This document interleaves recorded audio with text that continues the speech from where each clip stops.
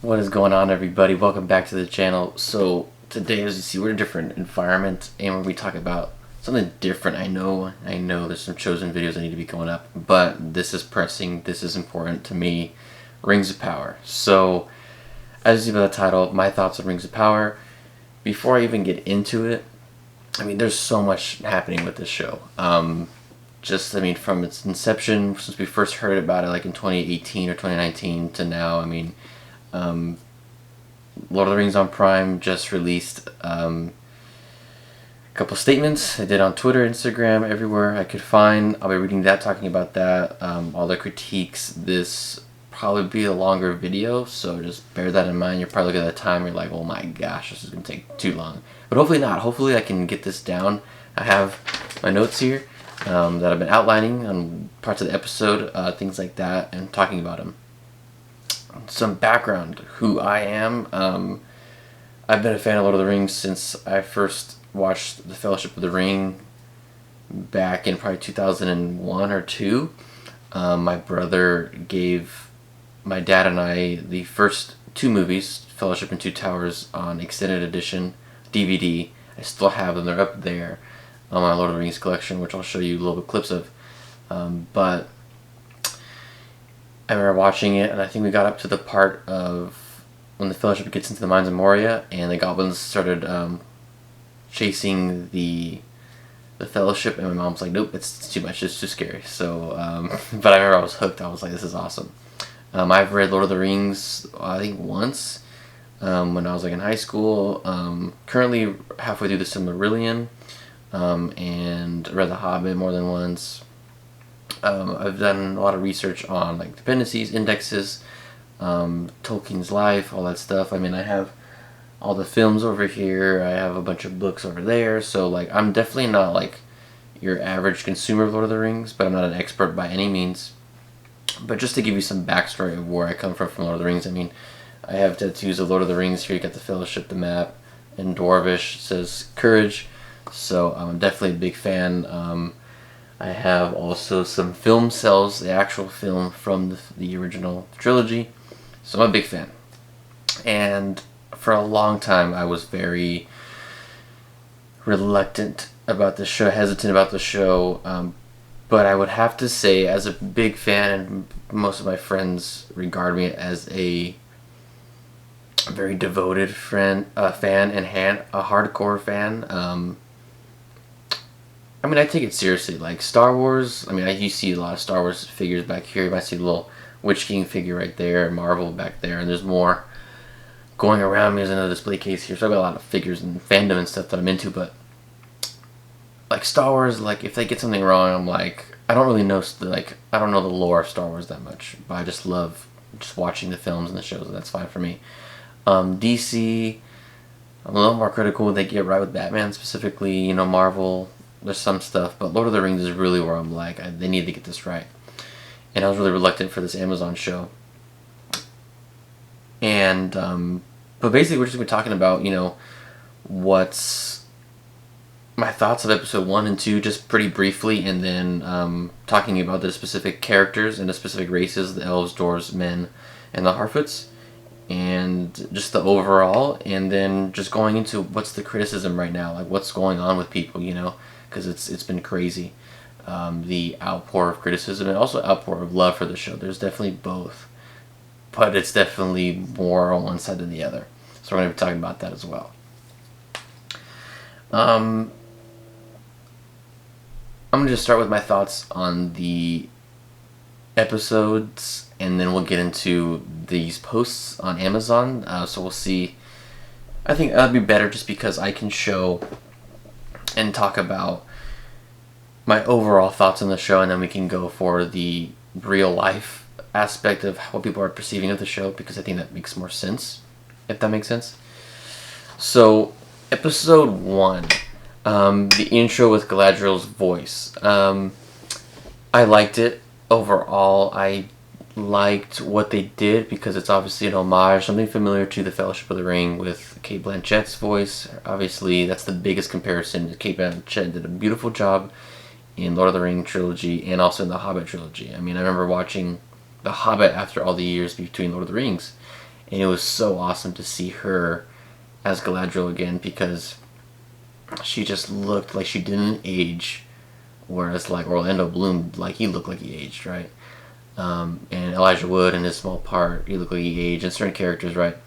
But Kate Blanchett, she looked exactly the same, and I was like, how do they make her look younger? Like, but obviously we're talking thousands of years before for the Rings of Power, and so I saw that what they're doing, and it's just hard to compare Morfydd Clark, I believe that's how you say her name, to Kate Blanchett, and so I try not to compare them. I try to see her as her own, obviously her own version of it, but just try not to compare. In comparison is always what's going to kill us, with these shows and movies and book to movie and book to show adaptations.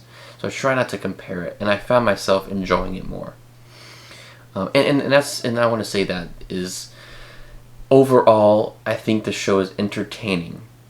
I kind of had to turn off the Lord of the Rings Tolkien thinking, and be like, not worrying about time frame, not worrying about if this is 100% accurate and everything, because you have to understand that I've become way more understanding about this show. The past 6 months, especially leading up to this release, I was very skeptical. I wasn't excited, and the past 3 weeks, I'm like, okay, I'm hyped for this show. I'm really happy that Lord of the Rings is coming back.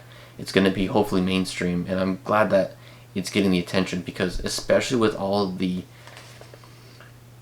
huge amount of Star Wars and Marvel, but Star Wars really, and obviously Star Wars, the movies, have been out longer.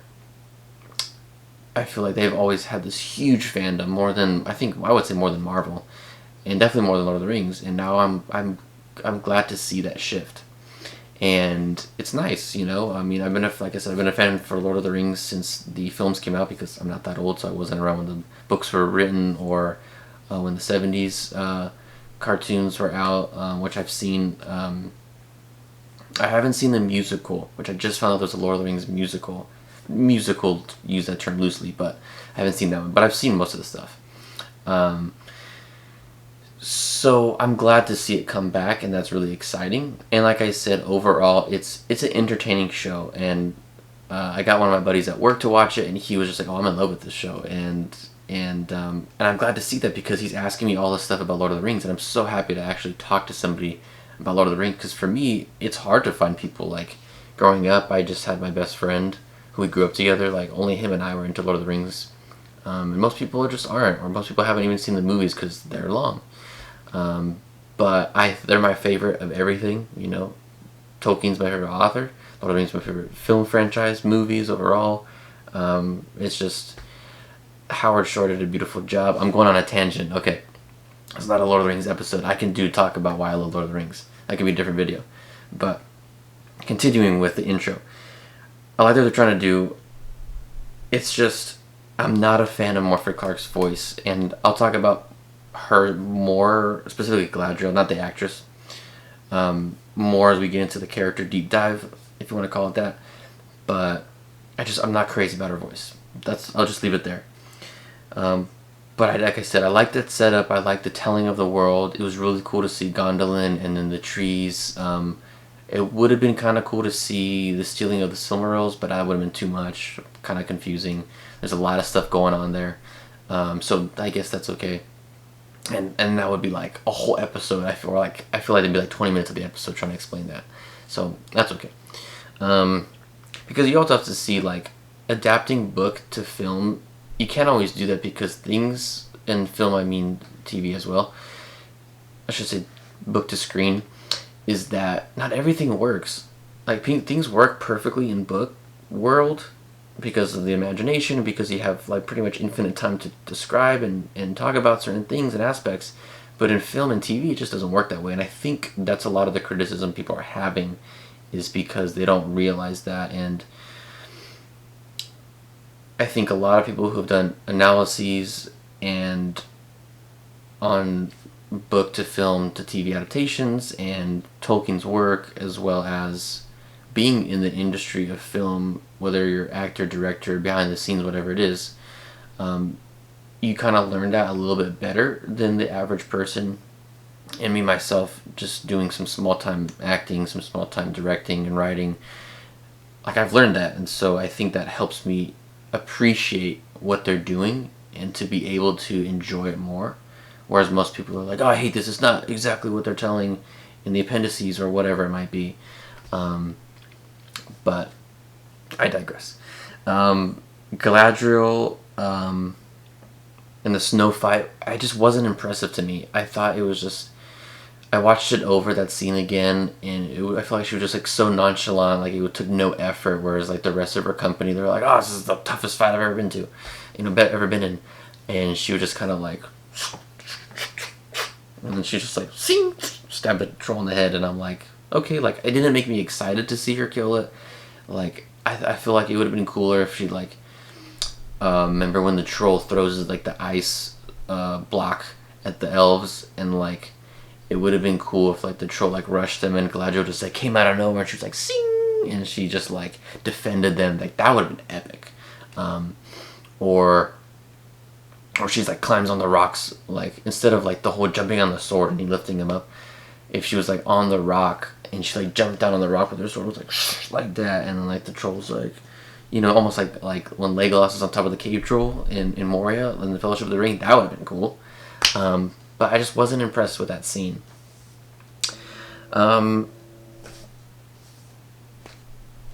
the other takeaway from the first episode that just speaks out to me, and we'll get into more parts of the episodes as we get into like the different races and characters, but Lyndon, or Lyndon, I don't know how you pronounce it, beautiful, just gorgeous. It was totally Peter Jackson, like homage to him.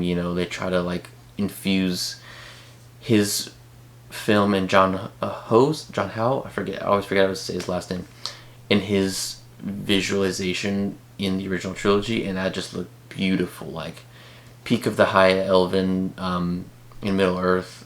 That was really awesome. Gilgalad, again, don't know how you say it, which one's right. And that was just so cool to see that. Skipping episode 2, Moria Khazad-dûm was awesome to see in its heyday. I mean, we've seen it in the Fellowship of the Ring and a little bit in one of the Hobbit movies, I forget which one. Really cool to see that in its heyday, and I feel like it's still, like, obviously, again, it's so hard not to compare to the Jackson films, and I know that the showrunners try to pay homage to the original trilogy and still infuse their own look. And again, John Howe worked on John Howe worked on the show as well, just like he did for the original trilogy, which is really cool to kind of keep that same but new style for Lord of the Rings, which is really cool. Theo finding the Morgul blade. I'm calling it the Morgul blade. That's like, as soon as I saw him opening it, I'm like, it's a Morgul blade. Just like when Aragorn picks it up from after Frodo gets stabbed with it, or in The Hobbit when Gandalf shows the Morgul blade to Elrond and Saruman and Galadriel, like it's the same thing. I think it's a Morgul blade. Pretty cool, intriguing. It's funny, like that symbol that was like on Finrod's body, and then the symbol on the slab in like the Snow Troll's cave, and it's on the dagger too, the Morgul blade. It just looks like the same symbol of the blade. It looks exactly the same. But I watched this podcast and they were saying if you turn it sideways or something, it's like the borders of Mordor, and like the middle spike is like the point of it is where Mount Doom is, which is interesting. I have to look at it again. But it's a pretty cool little thing. So it might be a map, which would make sense because Sauron's leaving that symbol like, hey, here's a map, find me. So pretty cool. And interesting to see what Theo's gonna be, like what's gonna happen. I think it's gonna corrupt him to do evil things and be interested in following where this leads him. I don't know to what end. It'd be interesting to see, at the least. Okay, Elrond and Celebrimbor, so cool. Like, Gil-galad was like, oh, you might want to, or like, oh, Celebrimbor, you care to explain this more yourself? And I was like, oh, what? And I'm like, and I forgot that's the Rings of Power. It's about the forging of the rings.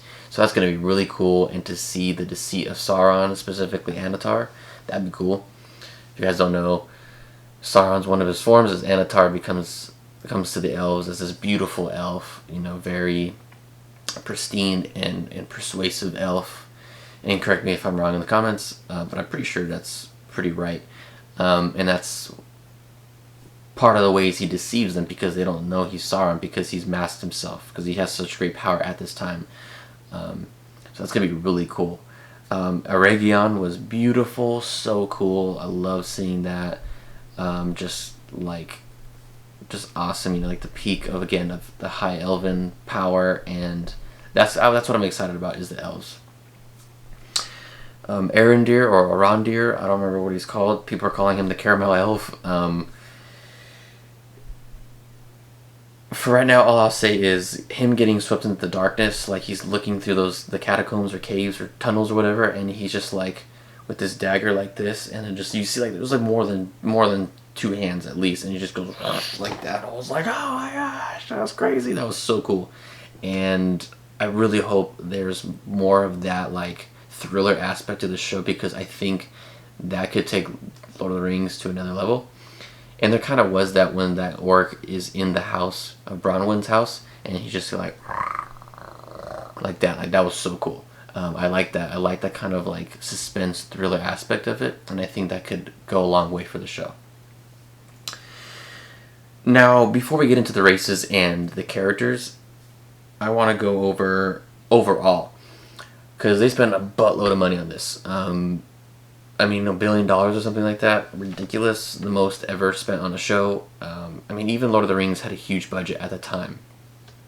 But, this obviously blew out of the park, and that's why we expected to see great things. And for those of you who don't know, the first season was filmed all in New Zealand. As soon as they wrapped, they planned to move the shoot for season 2 into the UK. A lot of people were mad about that. Jackson brought this huge film industry to New Zealand, and he helped tourism in New Zealand. And I love New Zealand. That's my bucket list place to go, number one. And Middle Earth is New Zealand, and New Zealand is Middle Earth. And I was ticked off when that happened, and a lot of people were like, who cares where it's filmed as long as it does justice to Tolkien and stuff like that. And I'm just like, I guess, but like, it's one of those things. I don't know how to explain it, but I'm sure some of you guys who got upset about that, you kind of understand. Let me know what you think about that. Them moving production to the UK instead of New Zealand. Let me know what you guys think about that in the comments. But with all that big budget, fantastic music. I love the music. I'm blanking out on the composer for the music. But I've never heard of him. I'm not a big into composers. I know Howard Shore and I'm blanking out. Oh gosh, I forget his name, but I think he did the Dark Knight trilogy. I forget what else he did. Let me know. I forgot. But it's hard to beat Howard Shore, but this guy is doing a pretty good job. And if you didn't know, Howard Shore did the intro for the second episode. He did that theme song, which was really cool. But there's a lot of nods to the original Lord of the Rings trilogy, which I really liked, and I would hear it when they introduce Halbrand, and Halbrand is talking to Galadriel, just the two of them on that little raft. There was themes of Aragorn in the background. I don't know if that was just me or you guys heard that too, but that was so cool to me. I love that. Subtle nods, and almost like they were sampling Howard Shore's music from the original trilogy and then sampling it, and then they remixed it into their new song, and I thought that was so cool. Obviously with this huge budget, beautiful sets, the environment's gorgeous, it's rich, it's lush, it's just they obviously didn't spare any expense, and it just looks great. Again, talked about Lindon, that's my favorite place. That was the most beautiful place in the first 2 episodes. It was so cool. Khazad-dûm was probably my second one.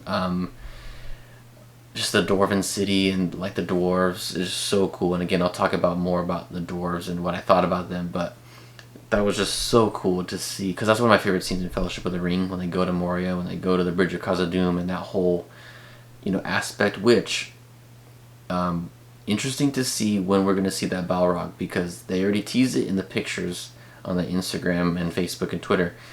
So it'll be interesting to see when that Balrog comes out, because that dude looks like almost identical to the one we saw in the Fellowship of the Ring. So really exciting. And number 3 is Eregion. That just beautiful. Now the dialogue, and the script and dialogue, not specifically the story, but specifically the speech. And a lot of people, a lot of reviews before the show's aired, the criticism by the critics was that the dialogue was plain and it was full of filler, and yeah, I mean, I thought it was pretty rich. There was some dialogue. I remember like one of the scenes with Elrond and Galadriel, they're talking, and I'm just kind of like getting lost in what they were saying, and I'm like, wow, like, well, you don't have to talk right now, kind of thing. Like, oh, I found myself just being like, what? How does this pertain to anything, you know? But I mean, I feel like that was the only scene of the 2 episodes that I felt that way. Now, my favorite quote of the 2 episodes was when Elrond visits Prince Durin and in Khazad-dûm in Moria, and he's talking about the tree. Is it a Maelorn tree? I forget what kind of tree it was. But he's talking about the tree and how it's surviving, and he was like, everybody made fun of us because they didn't think it would survive in such darkness. And Elrond says something to the lines of, there's no true darkness where there's love. And I was just like, oh, that is just golden, man. Like, I love those kind of, those quotes, you know, being a person of faith and religion, anytime like the depiction of love and spreading that love is just always like, it's always immediate like hit to me. Like that, those kind of quotes is so beautiful. You know, there's the classic, you know, love is kind, and love is endures all things. Like that, it's kind of something similar, but I just love that there's no true darkness where there's love. And it kind of reminds me of Sam's speech in Two Towers, if you guys know what I'm talking about. Just beautiful. And then Finrod to Galadriel in the beginning, and then we get that homage in the end of the first episode when she jumps from the ship going to Valinor.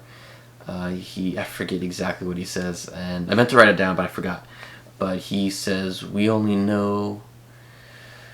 He's talking about this ship sinking. How does it know to sink or to float or whatever? And so we don't know until we found true darkness or something like that. And I thought that was really, really well done as well. And just thinking about another quote is when Gil-galad tells Elrond, talking about Galadriel, I believe, and he says that the same wind that would put out the flame would be the same wind to spread its embers or something like that. I'm like, that's so profound. It's just like the wisdom of the elves, which I thought that was really cool. So I didn't agree with that criticism of certain critics about the dialogue was like, meh. I thought it was pretty good, and I'm excited to see more really rich dialogue. Now, the races and the characters. Obviously, this is the Elven time of the elves. I mean, this is the biggest section, and that's why I'm starting first with the elves. Not a fan of Galadriel and her company's swords and armor. Not the characters specifically, it's just their armor and weapons. I think we just got so used to so used to Jackson's 6 films and seeing what the elves look like that it's hard to change that up. So in the intro, you see all the elves, joining their swords together, and then when they're fighting in the beginning, and you see Finrod just like yelling, and then Galadriel and her company, and just like that part, just that's itself, those elves. I mean, they have like these huge broadswords. They're almost like claymores. If you don't know what the claymore swords are, if you've seen Braveheart, just think about that sword that Braveheart used, like especially towards the end of the movie.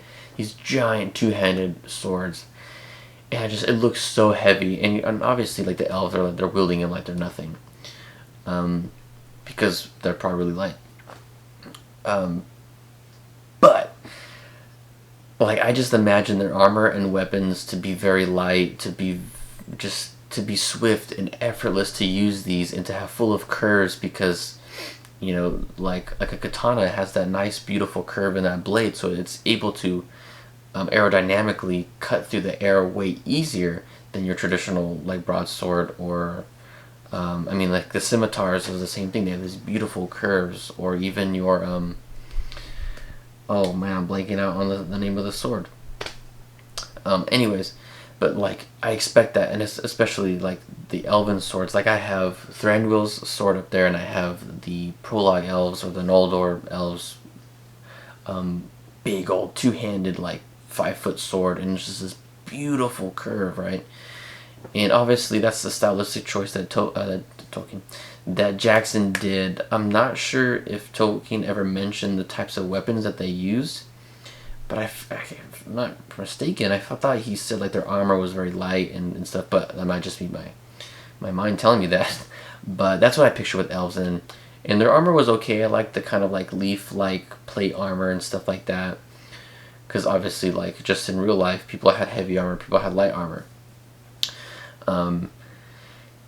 And that was just kind of like, it's one of those things that just kind of annoyed me. Like, why don't they have like the lighter weapons and being swift but also strong and protected and stuff like that? But I think that's just a nitpick. But alternatively, I really liked Arondir. I'm gonna call him Arondir until I hear Arondir. I like Arondir, the caramel elf. I liked his armor. I thought it was so cool. He just looked like an elf, like 90% elf. I'll tell you why it doesn't look 100% elf. It's the hair.